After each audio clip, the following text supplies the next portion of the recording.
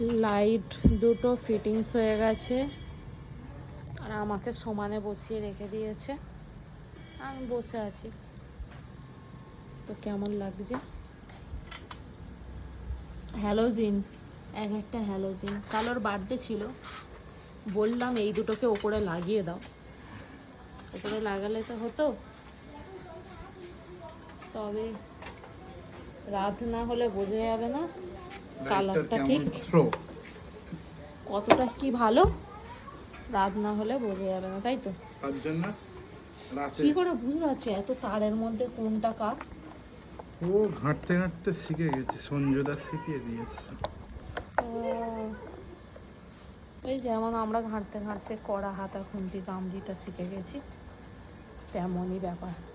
এটাকে কাঁটা চামচ বলে, এটাকে এমনি চামচ বলে, তাই তো? একবার দিনের বেলা লাইটটা দেখিয়ে দে যা।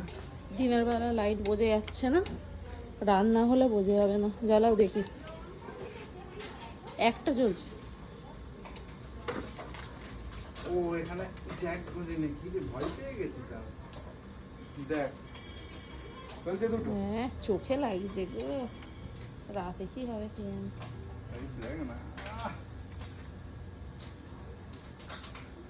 বুঝতেই পারছি রাস্তায় যখন চালাবে লোক বাইকটা গেলে চার চাকা ভেবে সাইড দেবে, আর পাশ দিয়ে যখন ও সাইড হয়ে যাবে তখন দেখবে দু চাকা গালাগাল খাবে।